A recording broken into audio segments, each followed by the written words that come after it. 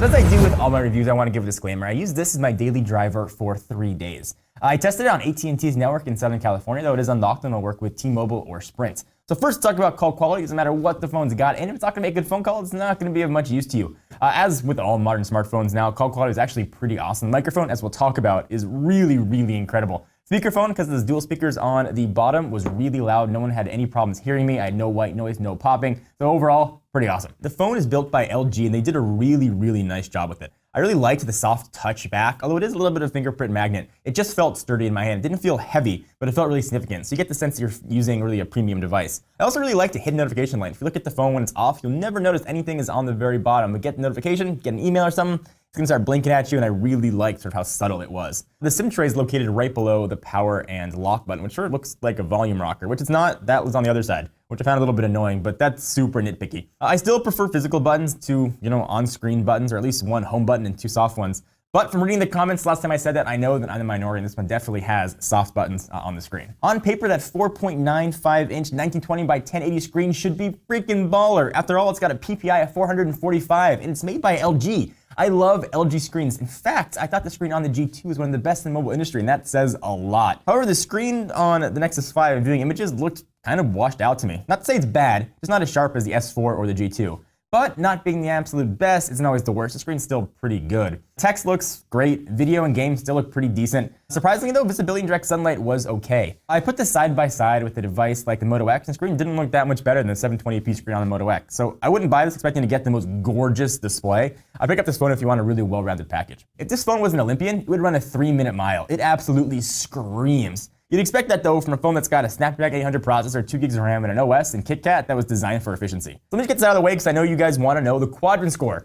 It is 7,234, and I'm well aware it's not the most scientific way to benchmark a phone, but I do use it on all my Android devices, so at least you can compare it. I had to do no memory management at all with this phone. It's got 2 gigs of RAM. Scrolling was super fast, whether you're in apps or on a browser. Apps loaded really quickly and games just as fast. It was a really fast phone. You're gonna forget that you have to worry about memory management. You're gonna forget how many gigs of RAM you have. It's just gonna work and work really well. And that's probably the best compliment you can give a phone.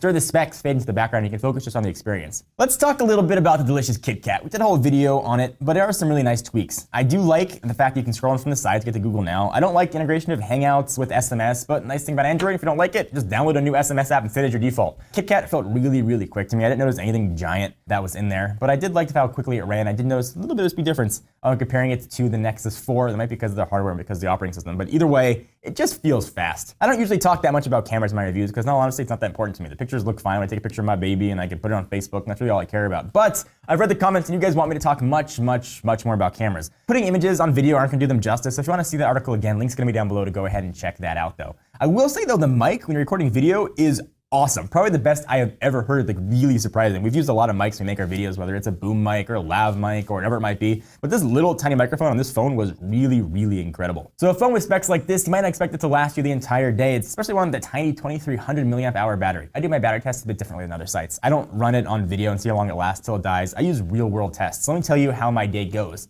Give it a full charge, pull off the charger around 7:15 in the morning. It's always connected to Wi-Fi either at my house or at the office where I am 80% of the day.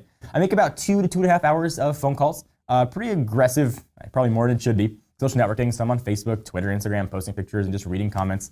Probably about 45 minutes to an hour of video, probably about a half hour to 45 minutes of gameplay going on, constantly pulling down 2 email accounts on push, so always regularly checking. Widgets that are on the home screen that are pulling in for down information every 30 minutes. End of the day, I had about 30%, which is not great, but it's not awful. And for me, the big test for battery life, but then I can get through a whole day. And the fact that I could get through a whole day was all I needed from a phone. I don't expect to go 2, 3, 4 days, especially not a phone. It's got a 1080p screen and a quad-core processor. It's just not realistic. So it's fine. I got through a whole day, which is the best I could expect. Would I have liked to have had 40 or 50%? Yeah, absolutely. But as long as it's not going to die on me, I'm totally fine with that. There are some other intangibles don't fit in any category, I don't think, for the Nexus 5. The first one, and probably one of my favorite, wireless charging. It is here. I love that it just built it. I don't have to buy another case, not to buy a new backplate. It just works. And I'm definitely talking to you, Samsung and Nokia. The fact that I can store this thing on my Qi charger and have it work is absolutely awesome. Even better with the new versions of Android, You could charge it wirelessly while it's powered off, which I really like. I enjoy turning my phone off at night. It's kind of a ritual for me. It's like unplugging. You'll get the latest versions of Android pretty much as soon as they come out. So 4.5 or 5.0, whatever comes next. I love naked, unadulterated Android. It is a beautiful bit of awesomeness rolled into one package of hugs. I just like it. I like the way it looks, I like the way it works, I like the way Android designers have it. Not to say the skins are a bad way to go, but I prefer pure Android over anything else. So what's the final score for the Nexus 5? On our Techno Buffalo test, it gets a 8.5. It lost a little bit for the screen, but overall a really incredible phone and an awesome package. If you want the latest Android has to offer, you want a phone you're going to be sure is going to get OS updates, and even better, a phone maybe you don't have to sign a 2-year contract for. This is a great way to go. It's a killer price point right now, either $349 or $399 depending on 16 or 32 gigs.